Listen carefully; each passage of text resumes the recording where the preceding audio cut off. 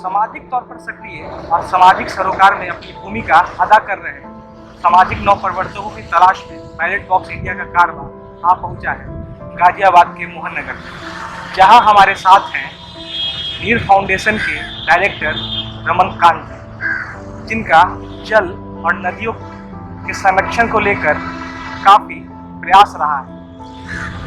वो विभिन्न समाचार पत्रों में लंबे अरसे से छपते रहे हैं, तो आइए विस्तृत तौर पर हम उनके बारे में उन्हीं से जानते हैं। रमनकांत जी, आपका बहुत बहुत स्वागत है। धन्यवाद। तो सबसे पहले आप अपने संगठन के बारे में, अपने बारे में और आपका अनुभव कैसा रहा है उसके बारे में कुछ बताएं। बेसिकली मेरा जन्म मेरठ डिस्ट्रिक्ट का एक गांव है पूठी, छोटा सा गांव है, वहाँ पर हुआ। और ये जो गंगा और यमुना के दोआब का क्षेत्र है, तो यहाँ की चीज़ों को देखते हुए जिस तरह से चीज़ें बिगड़ रही हैं, तो मन में आता था कि कुछ ऐसा किया जाए कि जिससे कि इन चीज़ों को सुधारा जा सके। तो उसी को सोचते हुए मैंने 2004 में natural environmental education and research foundation, short form में नीर फाउंडेशन का गठन किया था। तो पूरी युवाओं की टोली है। तो हमारा उद्देश्य है जल संरक्षण, पर्यावरण संरक्षण और ग्रामीण विकास। तो इन 3 मुद्दों को लेकर के हम काम कर रहे हैं लगातार 2004 से। और उसमें नदियों का संरक्षण है, तालाबों का संरक्षण है, और जैसे कि रेन वाटर हार्वेस्टिंग है। इस तरह के कुछ मुद्दे हैं जिन पे हम लगातार प्रयास कर रहे हैं। जैसा आपने अपने मुद्दे के बारे में बात की, तो हम विस्तृत तौर पर जानना चाहेंगे कि आपके संगठन का उद्देश्य क्या है, विजन क्या आप लेकर चल रहे हैं। हमारा विजन है जो गंगा और यमुना का दोआब है, यहाँ की एक पहचान है। मीठा पानी, शुद्ध हवा, बहुत अच्छी खेती, साफ वातावरण। लेकिन अब चीजें पिछले 3 दशक में बहुत बिगड़ गई हैं। पानी प्रदूषित हो गया है, नदियाँ पूरी तरह से पोल्यूट हो गई हैं, और खेती पूरी तरह से बंजर होती जा रही है। तो इसी के सुधार के लिए हमारा उद्देश्य है कि हम किस तरह अपनी नदियों को सदा नीरा बना सकें, कैसे हम अपने तालाबों को पुनर्जीवित कर सकें, और कैसे हम अपनी बंजर जमीन को हरियाली से भरपूर बना सकें। तो इन्हीं 3 उद्देश्य को लेकर के हमारा संगठन काम कर रहा है। और हमें उम्मीद है कि अगले 1 दशक के अंदर हम अपनी नदियों को भी साफ सुथरा कर सकेंगे, अपने तालाबों को साफ सुथरा कर सकेंगे, और अपनी खेती को उपजाऊ बना सकेंगे।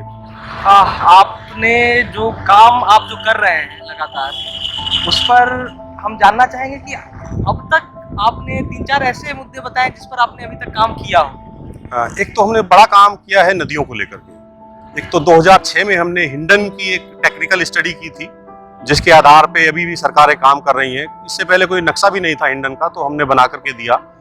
उसी आधार पे एक हमने काली रिवर ईस्ट का टेक्निकल स्टडी अभी पिछले साल ही करके सरकार को सौंपी है। उसके बाद उसको नमामि गंगे में शामिल किया गया है उस नदी को। वो बेसिकली गंगा की ट्रिब्यूटरी है। तो इन दोनों नदियों पे हमारा टेक्निकल अध्ययन है, और इसके अलावा इनको समाज के साथ जोड़ करके हम काम कर रहे हैं अलग अलग जनपदों में। दूसरा काम है जो तालाब है।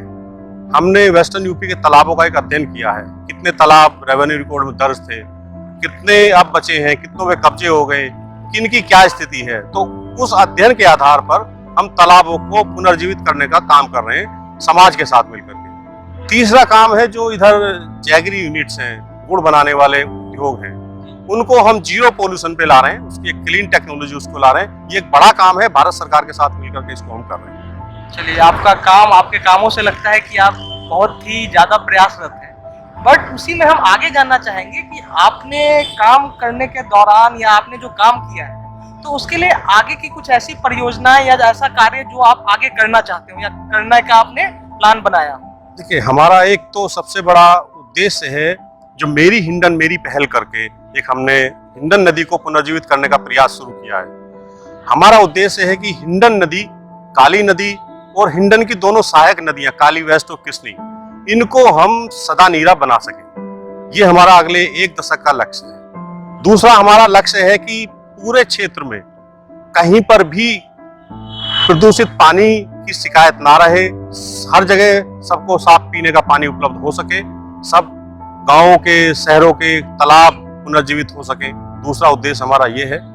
तीसरा उद्देश्य है जो हमारा खेती का मुद्दा है, क्योंकि खेती पानी से और किसानों से और ग्रामीण समाज से सीधे सीधे जुड़ी हुई है। तो हम अपनी जो रसायन युक्त खेती हो गई है उसको रसायन मुक्त करते हुए कैसे हम जैविक खेती की तरफ आए। तीसरा हमारा ये लक्ष्य है। इन तीनों लक्ष्यों को हम उम्मीद है कि समाज के साथ मिलकर के, सरकार के साथ मिलकर के अगले 1 दशक में प्राप्त कर लेंगे। ऐसा है कि जो सामाजिक तौर पर सक्रिय होते हैं उनको काफी बाधाओं का सामना करना पड़ता है। तो हम आपसे जानना चाहेंगे कि आपके सामने कैसी बाधाएं उत्पन्न होती रही हैं या होती हैं? देखिए, 2-3 तरह की बाधाएं जब आदमी लीक से हटके कुछ काम शुरू करता है तो आती है। सबसे पहली बाधा उत्पन्न होती है परिवार से। परिवार देखता भी ये कहाँ किस तरह का काम है। कोई भी आप नया काम शुरू करेंगे तो परिवार को लगेगा भाई ये एक रूटीन वाला काम तो है नहीं, पता नहीं क्या है। तो एक तो बाधा वहां से उत्पन्न होती है। दूसरी बाधा उत्पन्न होती है समाज से। समाज एक मजाक का रूप भी देता है उसको। और तीसरी बाधा उत्पन्न होती है आर्थिक। तो परिवार की बाधा, समाज की बाधा को आदमी को झेल सकता है, लेकिन जब आर्थिक बाधा आती है तो वो बड़ा संकट खड़ा हो जाता है। क्योंकि किसी भी काम को करने के लिए जब तक आर्थिक पक्ष मजबूत नहीं होगा तो उसको करना बड़ा कठिन है। हमारे सामने भी आर्थिक पक्ष की जो बाधाएं हैं वो मैटर करी, लेकिन जो समाज की बाधा है या परिवार से हमको थोड़ा रुकावट पैदा हुई उसको हमने दूर कर लिया, उनको समझा करके। क्योंकि गांधी जी कहते हैं जब कोई आप नया काम शुरू करोगे तो पहले लोग आप पे हंसेंगे, फिर आपका विरोध करेंगे और उसके बाद जब आप सफल हो जाओगे तो आपके पीछे चलेंगे। तो अब हमारा विरोध करना तक की दोनों स्टेज पार हो चुकी हैं। अब हम अपनी सफलता की तरफ आगे बढ़ रहे हैं। तो अब लोग हमारे साथ चल रहे हैं, कदम से कदम मिला रहे हैं। देखिए, सरकार का काम है नीति निर्धारण का। तो आप नीति में किस तरह का परिवर्तन चाहते हैं जो कि आपके लिए बेहतर हो? थोड़ा विस्तार से बताएं। देखिए, सरकार नीतियां बनाती है अधिकारियों के आधार पर। अधिकारियों ने जो कह दिया वो नीतियां बन गई। लेकिन अगर आप किसान के लिए कोई नीति बना रहे हैं, जब तक आप किसान की समस्याओं को लेकर के उसके पास नहीं जाएंगे, उससे बात नहीं करेंगे कि उसको क्या कठिनाइयां हैं, उन कठिनाइयों के समाधान के तरीके जब तक उन नीतियों में नहीं आएंगे तब तक ऐसा ही रहेगा।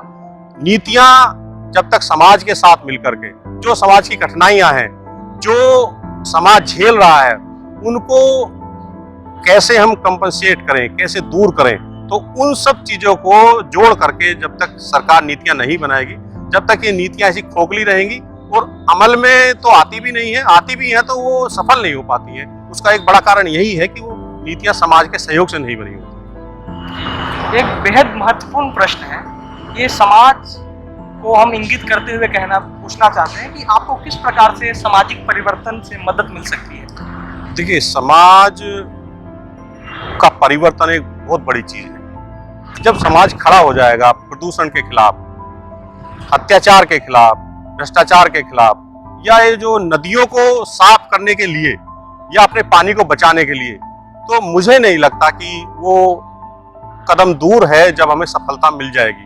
क्योंकि जब तक समाज खड़ा नहीं होगा, जब तक बात नहीं बनेगी, और मुझे अब लग रहा है, आभास हो रहा है, समाज धीरे धीरे खड़ा हो रहा है, तभी चीजें अब सही रास्ते में चलने लगी हैं। आप जिस रास्ते पे आगे बढ़ रहे हैं, जिन उद्देश्यों के लिए आप आगे चल रहे हैं, उसमें आपको सफलता मिले, इसके लिए हम आपको बेहद शुभकामनाएं देते हैं कि आपने समाज को और नदियों के संरक्षण के लिए काफी प्रयास किया है और आप बैलेट बॉक्स के साथ जुड़े हमारे प्रश्नों का सहज रूप से जवाब दिया। उसके लिए आपका बहुत बहुत स्वागत है और धन्यवाद। धन्यवाद।